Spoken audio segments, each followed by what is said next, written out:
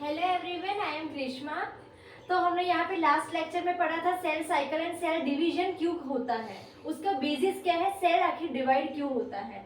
और हमने last lecture में यहाँ पे दो फेजेस भी पढ़े थे, यहाँ पे cell cycle and cell division.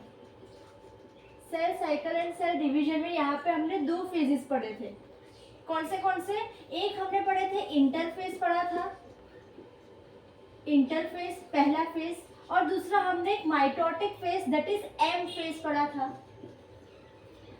Interphase में भी यहाँ पे हमने तीन चीजें डिटेल में पढ़ ली थी। कौन सी? पहले G1 फेज आता है, S फेज आता है, उसके बाद G2 फेज आता है। और M फेज के अंदर दो फेजेस होते हैं, कैरियोकाइनेसिस एंड साइटोकाइनेसिस। ये न्यूक्लियस का डिवीजन होता है, और साइटो मतलब कि साइटोप्लाज्मिक आखिर में डिवाइड होता है, तो दिस इज साइटोकाइनेसिस। हमने लास्ट लेक्चर में ये जो फेजेस थे, तीन फेजेस, वो डिटेल में अच्छे से कंप्लीट करवा दिए थे। अभी आज क्या पढ़ना है? आज हमें ये एम फेज पढ़ना है। इसमें से भी मैंने बताया था कैरियोकाइनेसिस, इसके अंदर चार चीजें होती है, ठीक है। This karyokinesis occurs in 4 phases. कौन से होते हैं? नंबर 1 प्रोफेज आता है, ठीक है, पहले प्रोफेज होती है। अभी हम इसकी डिटेल में स्टडी करेंगे, ठीक है। यहाँ पे सेकंड, फिर मेटाफेज आती है, देन एनाफेज आती है, एंड लास्ट 4th फेज हमारा टीलोफेज आती है, टीलोफेज। ये कैरियोकाइनेसिस के अंदर चार चीजें होती है। साइटोकाइनेसिस मतलब कि आखिर में जो साइटोप्लाज्म है, मतलब कि पूरा सेल आखिर में डिवाइड हो जाएगा। तो आज हम इसकी डिटेल में स्टडी करेंगे। तो चलो पढ़ते हैं कैरियोकाइनेसिस से।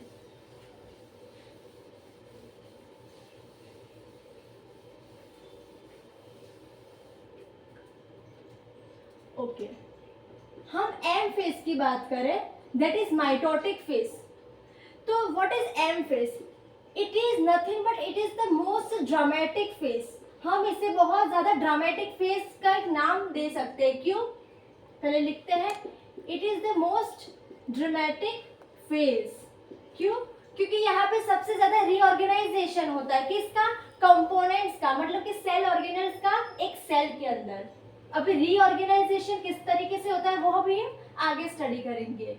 It is the most dramatic phase as reorganisation यहाँ पे होती है, सारे के सारे कंपोनेंट्स के सेल का reorganisation of all the components of cell, ये बातें होती है। रीऑर्गेनाइजेशन मतलब कि सबसे ज्यादा यहाँ पे टूटना, बिछड़ना, रीअपियरेंस होती है। एक ऐसा फेज आएगा जहाँ पे ये जो सेल ऑर्गेनल्स है, हमारे सेल के अंदर सेल ऑर्गेनल्स है, वो डिसअपियरेंस हो जाएंगे। एक ऐसा फेज आएगा जहाँ पे गायब हो जाएंगे सेल ऑर्गेनल्स, और एक ऐसा भी फेज आएगा जहाँ पे सेल ऑर्गेनल्स नए तरीके से फॉर्मेशन होगा। तो हम कह सकते हैं रीऑर्गेनाइजेशन होता है।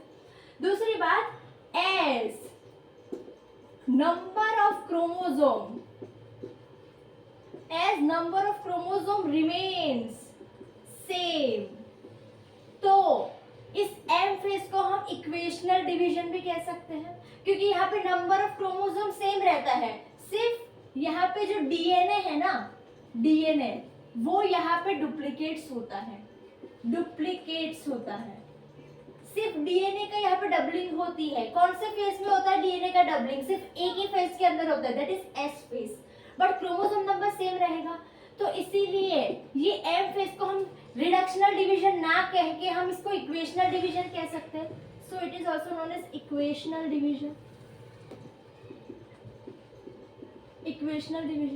अब ये जो एम फेज है ना, इसके अंदर मालूम है दो फेजेस आती है, कैरियोकाइनेसिस एंड साइटोकाइनेसिस, बट इसके अंदर भी ये जो सेल डिवीजन है ना, वो दो प्रकार से होती है।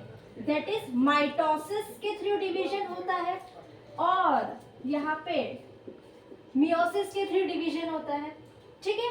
मियोसिस के अंदर भी यहाँ पे दो तरीके से ये डिवाइड होती है cell, that is meiosis 1 and meiosis 2। ये हम आगे के लेक्चर में डिटेल में पढ़ेंगे मियोसिस। आज हम माइटोसिस पूरा कवर करते हैं। माइटोसिस के अंदर भी हम पहले कैरियोकाइनेसिस, कैरियोकाइनेसिस मतलब कि न्यूक्लियस का डिवीजन जो कि 4 फेज के अंदर होते हैं, वो हम डिटेल में यहाँ पे स्टडी करेंगे। तो चलो शुरुआत करते हैं यहाँ पे माइटोसिस से। ओके, ये माइटोसिस आगे होता क्यों है, what is the basis of mitosis, वो हम पहले पढ़ते हैं।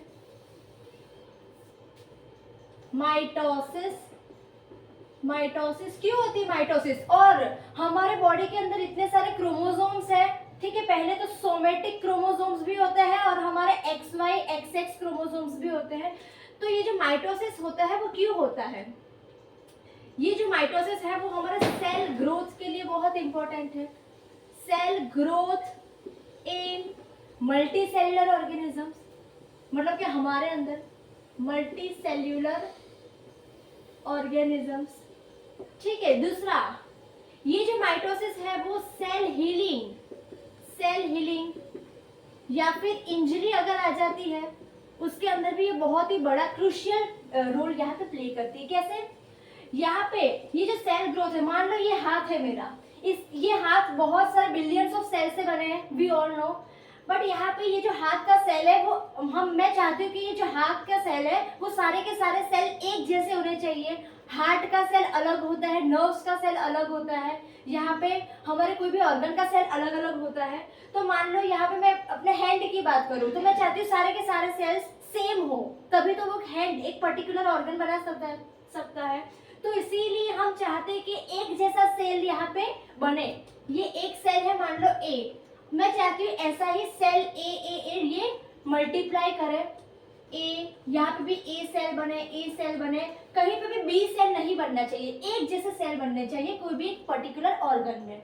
तो इसीलिए ये माइटोसिस के थ्रू ही यहाँ पे एक ऐसा माइटोसिस प्रोसेस है जहाँ पे एक टाइप के सेल यहाँ पे डिवाइड होंगे। सेल हीलिंग, सेल इंजरी के लिए ये क्यों काम रखता है, यहाँ पे मान लो मेरे को चोट लग गई, मेरी स्किन यहाँ पे निकल गई, अभी मैं चाहती हूँ यहाँ पे स्किन ही बने, कोई और ऑर्गन ना बन जाए। तो स्किन के सेल्स हम चाहते हैं यहाँ पे स्किन के ही सेल्स बने, तो एक जैसा सेल यहाँ पे बनाएगी। तो हम यहाँ पे कह सकते हैं ये सेल हीलिंग और इंजरी के लिए भी काम करती है। अभी माइटोसिस के अंदर यहाँ पे हम पहला nucleus division that is karyokinesis की बात करेंगे। कैरियोकाइनेसिस, आखिर पहले न्यूक्लियस कैसे डिवाइड होगा, मैंने बताया था कैरियोकाइनेसिस के अंदर 4 फेजेस होते हैं। अभी उसमें से भी हम पहला फेज दैट इज प्रोफेज की यहाँ पे बात करेंगे। प्रोफेज क्या होता है, प्रोफेज यहाँ पे कंडेंसेशन होती है। किसका कंडेंसेशन होती है, यहाँ पे कंडेंसेशन होती है। हम कह सकते हैं it is marked as condensation of chromosomal materials. क्या होते हैं क्रोमोसोमल मटेरियल्स, क्रोमोसोमल मटेरियल्स का यहाँ पे कंडेंसेशन होती है। क्रोमोसोमल मटेरियल्स मतलब कि क्रोमेटिन जो हमारे न्यूक्लियस के अंदर प्रेजेंट होती है, क्रोमेटिन आखिर में कंडेंस होके मोस्ट कंडेंस स्टेज क्रोमोसोम बनाती है। पहले तो वो क्रोमेटिन ही होती है। क्रोमोसोमल मटेरियल का मतलब यहाँ पे होता है क्रोमेटिन, ठीक है, इसका कंडेंसेशन होती है। कैसे, यहाँ पे जो क्रोमेटिन होता है ना वो धागे की तरह हमारे न्यूक्लियस के अंदर उलझे हुए धागे की तरह यहाँ पे प्रेजेंट होता है। तो यहाँ पे हम कहेंगे ये टैंगल फॉर्म में होती है, ठीक है, टैंगल फॉर्म में होती है। कौन टैंगल फॉर्म में होता है, यही क्रोमेटिन टैंगल फॉर्म में होता है न्यूक्लियस के अंदर, ठीक है। तो यहाँ पे प्रोफेज एक ऐसा स्टेज है यहाँ जहाँ पे अनटेंगलिंग होती है, किसकी, यही क्रोमेटिन की, मतलब कि धागे जो उलझे हुए थे उसे हम सीधे कर रहे हैं। तो हम यहाँ पे कह सकते हैं यहाँ पे प्रोफेज के अंदर अनटेंगलिंग होती है, अनटेंगलिंग ऑफ क्रोमेटिन, यहाँ पे अनटेंगलिंग होती है क्रोमेटिन की।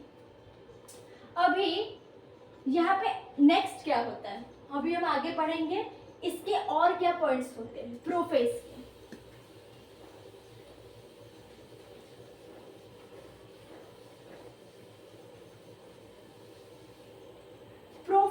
अंदर ही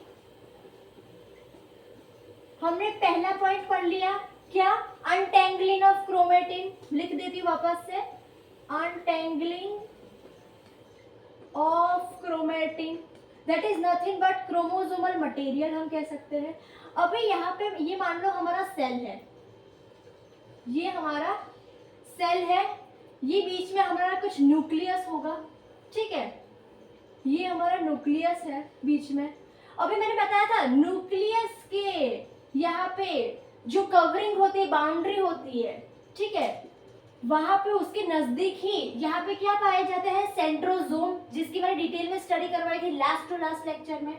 तो यहाँ पे इसके नियर में ही यहाँ पे होती है सेंट्रोसोम, जिसके अंदर 90 डिग्री एंगल पे 2 सेंट्रियोल्स होते हैं। So this is nothing but centrosome होती है, न्यूक्लियस के बाउंड्री के एकदम नियर में पाई जाती है ये सेंट्रोसोम। तो प्रोफेज के अंदर ही यहाँ पे डुप्लीकेशन होता है, किसका? सेंट्रोसोम का। तो एक और पॉइंट आएगा यहाँ पे, डुप्लीकेशन, डुप्लीकेशन ऑफ सेंट्रोसोम, जिसके अंदर 90 डिग्री एंगल पे 2 सेंट्रियोल्स होते हैं, डुप्लीकेशन होती है। ये डुप्लीकेट हो गया, ये दूसरा बन गया हमारा सेंट्रोसोम। अभी यहाँ पे मूवमेंट होती है यही सेंट्रोसोम की towards the poles of nucleus. तो हम यहाँ पे लिखेंगे movement, movement of centrosome, movement of centrosome towards the, कहाँ पे मूव करेगी ये? Opposite poles of the nucleus, towards the opposite poles, poles of nucleus.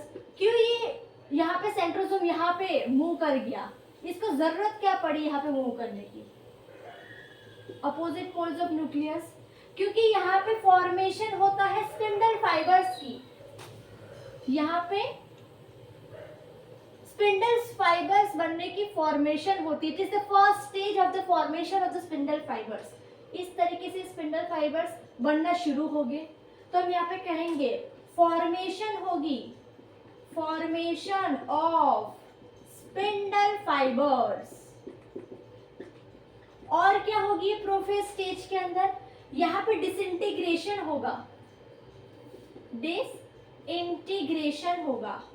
Disintegration किसका? न्यूक्लियर मेम्ब्रेन का। न्यूक्लियर मेम्ब्रेन यहाँ पे टूटने लगेगी। ये न्यूक्लियस था हमारा, ये मेम्ब्रेन हमारी इस तरीके से टूटने लगेगी बीच में से। So disintegration of nuclear membrane and यहाँ पे जो सेल ऑर्गेनल्स थे, जो सेल कंपोनेंट्स है, वो डिसअपियरेंस होने लगेंगे, वो गायब होने लगेंगे। And disappearance, disappearance of cell organelles, disappearance of cell organelles, for example endoplasmic reticulum, ER हो गए हमारे, गोल्जी बॉडी हो गए हमारे, गोल्जी बॉडी, ये सब इनविजिबल होने लगेगी, ठीक है। तो आखिर में ये न्यूक्लियस के अंदर हमारे क्रोमेटिन्स हो गए। तो क्रोमेटिन्स कुछ इस तरीके से हमें मिलेंगे बिखरे हुए, ऐसे, इस तरीके से होंगे, ऐसे, ठीक है। ये क्रोमेटिन है, वो हमें दिखेंगे। एक्चुअली ये डिसअपियरेंस गायब नहीं हो रहे सेल ऑर्गेनल्स, यहाँ पे कुछ प्रोटीन्स का फॉर्मेशन हो गए, विस्कस प्रोटीन्स का फॉर्मेशन होता है, जिसकी वजह से हमें ये धुंधले दिखाई देते हैं। तो हम कह सकते हैं disappearance because of the formation of some special kind of proteins. तो ये पूरी यहाँ पे कहानी होती है प्रोफेज के अंदर, ठीक है। क्या होता है यहाँ पे? डिसइंटीग्रेशन होती है न्यूक्लियर मेम्ब्रेन का, और यहाँ पे डिसअपियरेंस होती है ऑफ द सेल ऑर्गेनल्स। अभी हम सेकंड स्टेज की बात करेंगे, दैट इज मेटाफेज। क्या होती है इसकी तो कहानी हमने मान ली। अभी मेटाफेज के अंदर क्या होती है? Metaphase,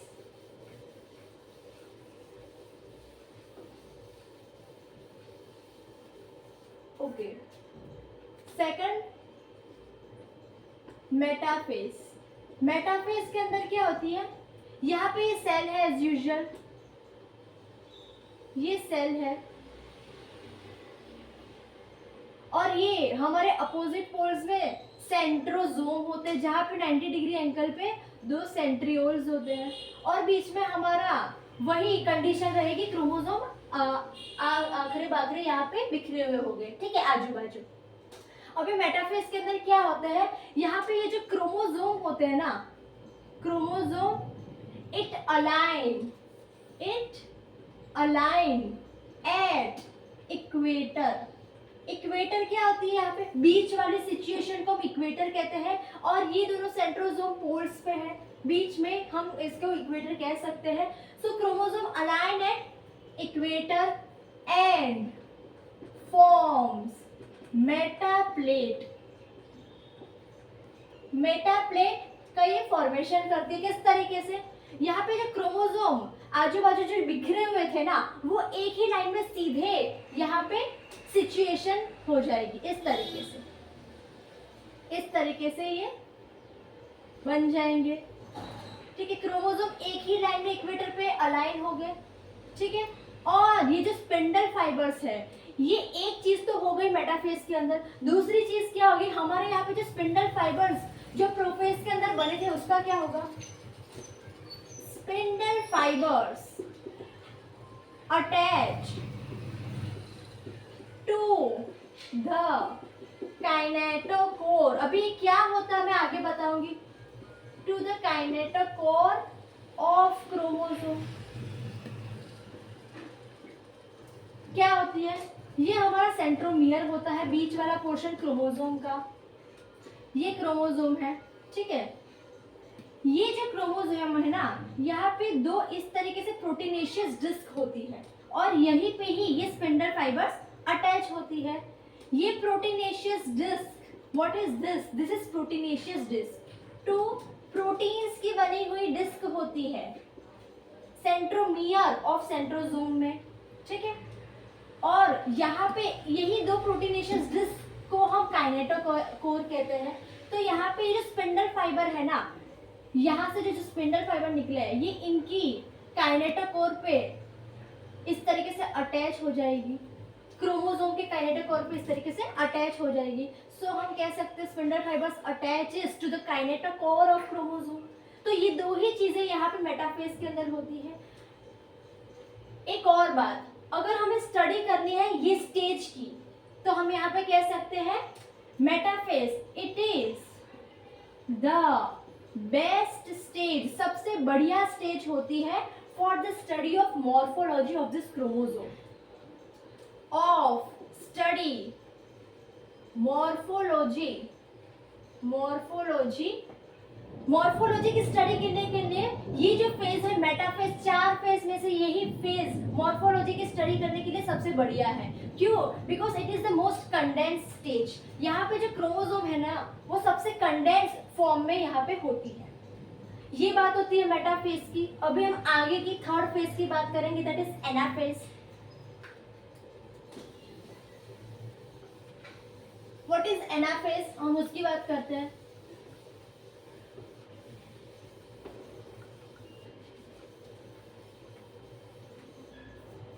third stage anaphase. क्या कंडीशन होती है, ये सेल है हमारा, ठीक है, ये हमारा सेल है। यहाँ पे जो क्रोमोसोम है वो बीच में अलाइन हो गए, और एज यूजुअल यहाँ पे इस तरीके से सेंट्रोसोम्स हो गए, ठीक है, पोल्स पे अपोजिट डायरेक्शन में इस तरीके से हो गए। स्पिंडल फाइबर्स यहाँ पे निकले हुए हैं। अभी यहाँ पे क्या कंडीशन होगी, यहाँ पे इस तरीके से कंडीशन होगी। मैं अभी बताती हूँ ये क्या होता है। यहाँ पे इस तरीके से कंडीशन होगी,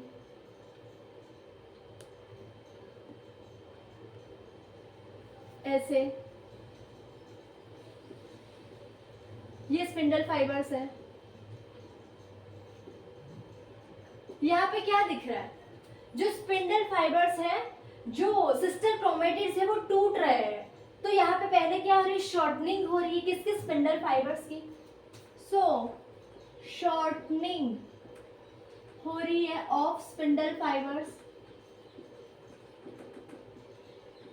ठीक है। यहाँ पे ये कम हो रहे स्पिंडल फाइबर्स, और यहाँ पे जो सिस्टर क्रोमेटिड्स होते हैं, ये हमारा क्रोमोसोम है, ठीक है, ये हमारा सेंट्रोमियर है। अभी ये एक को हम कहते हैं सिस्टर क्रोमेटिड्स। ये पूरा तो क्रोमोसोम है, but this is one sister chromatids. तो हम कह सकते हैं एक क्रोमोसोम यहाँ पे दो सिस्टर क्रोमेटिड्स से बने होते हैं। Formation of two sister chromatids, chromatids के बने होते हैं।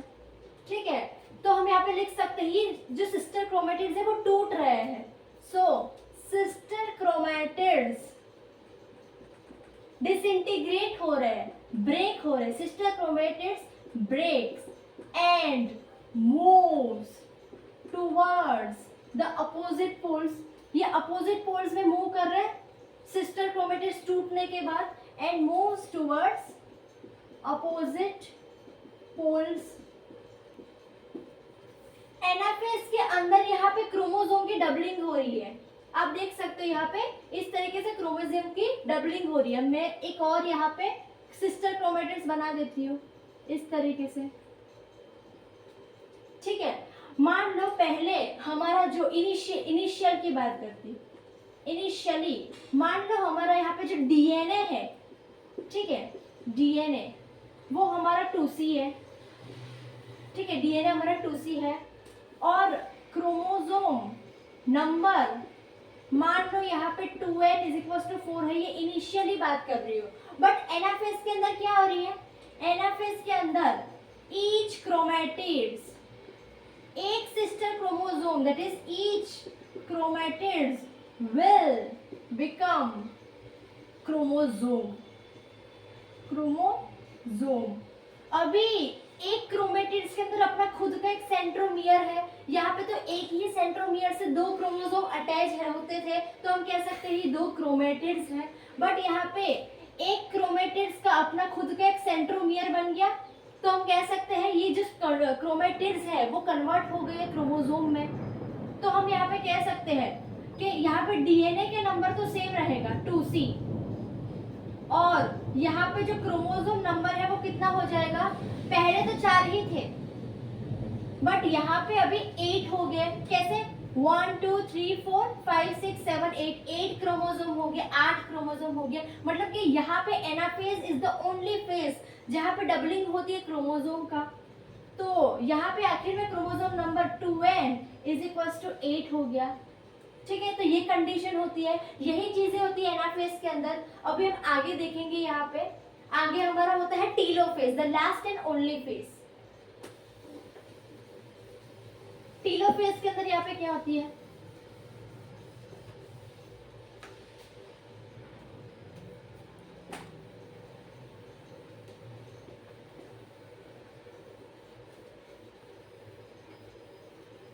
ओके, फोर्थ स्टेज हमारी होती है टीलोफेज।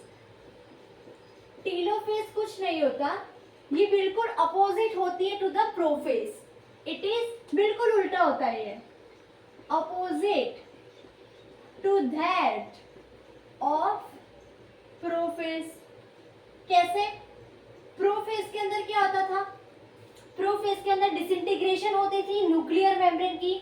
न्यूक्लियर मेम्ब्रेन यहाँ पे टूटती थी और यहाँ पे डिसअपियरेंस होती थी ऑफ सेल ऑर्गेनल्स की। सेल ऑर्गेनल्स यहाँ पे गायब होते थे, डिसअपियरेंस होते थे। बट टीलोफेज बिल्कुल उल्टा है प्रोफेज का। क्यों?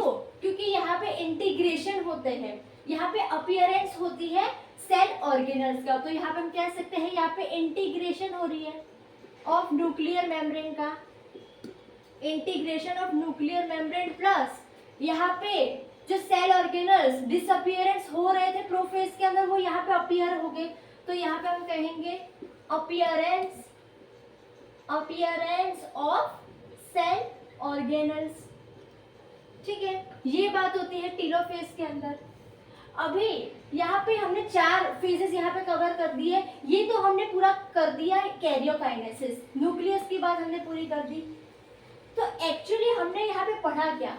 पहले यहाँ पे कौन सी फेज आती है? इंटरफेज के अंदर यहाँ पे G1 फेज आती है।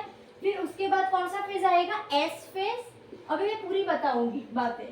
G2 फेज, आखिर में सेल डिवाइड कैसे करती है मैं पूरा यहाँ से स्टार्टिंग से बताती हूँ। पहले G1 फेज आता है, S फेज आता है, G2 फेज आएगा। फिर उसके अंदर कैरियोकाइनेसिस आता है। कैरियोकाइनेसिस के अंदर अभी हमने 4 फेजेस पढ़े। दैट इज प्रोफेज आता है, देन मेटाफेज आता है, देन यहाँ पे एनाफेज आता है, एंड आखिर में यहाँ पे टीलोफेज आता है, टीलोफेज। ये 3 फेजेस किसके अंदर आती थी? इंटरफेज के अंदर, इंटरफेज के अंदर। और ये जो 4 फेजेस है वो एम फेज के अंदर आती है, ठीक है। और एम फेज के अंदर भी कैरियोकाइनेसिस के अंदर आती है 4 फेज। इसके बाद आखिर में कैरियोकाइनेसिस के बाद कौन सा यहाँ पे आएगा स्टेज? Cytokinesis, cytokinesis. आखिर में सेल डिवाइड हो जाएंगे। अभी मैं बताऊंगी किस तरीके से ये चीजें हो रही है। ये हमारा सेल डिवाइड हो गया। जीवन की बात करें, मान लो यहाँ पे डीएनए हमने डिनोट कर दिया 2C, इसका डीएनए 2C है, जीवन फेज के अंदर सेल का डीएनए 2C है, और क्रोमोसोम नंबर मान लो यहाँ पे 2n=4 हो जाएगा जीवन फेज के अंदर। ये कंडीशन है सेल की, ठीक है। अभी एस फेज के अंदर गया, ये सेल अभी एस फेज के अंदर गया। एस फेज के अंदर क्या होती है? एस फेज के अंदर यहाँ पे डुप्लीकेशन होती है, किसकी? डीएनए का डुप्लीकेशन होती है, but chromosome number S phase के अंदर सेम रहेगा। तो यहाँ पे भी डीएनए डुप्लीकेट हो गई और ये 4C बन गया, 2C से 4C बन गया। Chromosome number as it is रहेगा, दैट इज 2n=4 रहेगा। G2 फेज के अंदर यही चीजें होगी। यहाँ पे कुछ नहीं हो रहा है, यहाँ पे डीएनए एज इट इज रहेगा, that is 4C। Chromosome number भी सेम रहेगा। प्रोफेज के अंदर भी डीएनए 4C ही रहेगा, chromosome number as it is रहेगा 2n=4। मेटाफेज के अंदर भी सेम कहानी रहेगी। एनाफेज के अंदर हमने क्या पढ़ा? एनाफेज के अंदर डीएनए तो सेम ही है, that is 4C, but chromosome number यहाँ पे डबलिंग होगी। क्यों? क्योंकि यहाँ पे शॉर्टनिंग हो रही स्पिंडल फाइबर्स की। जो क्रोमेटिड्स अटैच थे ना, सिस्टर क्रोमेटिड्स, वो यहाँ पे बिखर गए, टूट गए। यहाँ पे क्रोमेटिड्स कन्वर्ट हो गए हैं क्रोमोसोम में, टूट गए, उनका एक इंडिविजुअल सेंट्रोमियर बन गया। तो यहाँ पे डबलिंग हो रही है किसकी? क्रोमोसोम की। ध्यान रखना, this is the only phase in the karyokinesis जहाँ पे क्रोमोसोम नंबर यहाँ पे डबल हो रहा है। तो यहाँ पे क्रोमोसोम नंबर डबल हो जाएगा, दैट इज 2n=8 हो जाएगा। टीलोफेज के अंदर कुछ नहीं हो रही है, यहाँ पे सिर्फ दिस इंटीग्रेशन एंड अपीयरेंस हो रही है, ठीक है। तो यहाँ पे सेम कंडीशन रहेगी, डीएनए 4C ही है, और ये जो डबल हुआ था एनाफेज के अंदर क्रोमोसोम, वो ये रहा, ठीक है। ये डबल क्यों हो रही है? ताकि जो पेरेंट है, पेरेंट का नंबर ऑफ क्रोमोसोम एंड जो भी हमारे प्रोजेनी आएंगे उनका number of chromosome and number of DNA same रहे, इसीलिए यहाँ पे डबल हो रही है। कैसे? अभी साइटोकाइनेसिस होगा, इसके बाद टीलोफेज के बाद साइटोकाइनेसिस होगा। साइटोकाइनेसिस के अंदर यहाँ पे आखिर में सेल रियली में यहाँ पे डिवाइड हो गए। तो ये सेल डिवाइड हो गया, ये पेरेंट था और ये हमारा प्रोजेनी आ गया। अभी डिवाइड हुआ, ये डीएनए डिवाइड होगा, तो यहाँ पे डीएनए 2C आ जाएगा, 2C क्योंकि ये डिवाइड हुआ सेल, और क्रोमोसोम नंबर यहाँ पे 4 हो जाएंगे। ये 8 का डबल हुआ, यहाँ पे ये डिवाइड हुआ है ना, तो इस तरीके से हो जाएगा। तो इसीलिए यहाँ पे डबलिंग होती है क्रोमोसोम की एनाफेज के अंदर, और एस फेज के अंदर यहाँ पे डबलिंग होती है डीएनए की, ताकि number of DNA number of chromosome parent के अंदर प्रोजेनी के अंदर दोनों में सेम रहे। क्योंकि यहाँ पे जो माइटोटिक फेज है वो सोमैटिक सेल डिवीजन है, इसीलिए। तो ये हमने सारा कंप्लीट कर दिया। तो चलो आज यही तक ही हम रखते हैं। नेक्स्ट लेक्चर में हम मियोसिस 1 एंड मियोसिस 2 इसी तरीके से डिटेल में पढ़ेंगे। So thank you so much. अगर आपको मेरा ये लेक्चर अच्छे से पसंद आया हो तो आप लाइक एंड सब्सक्राइब कर दीजिएगा। Thank you.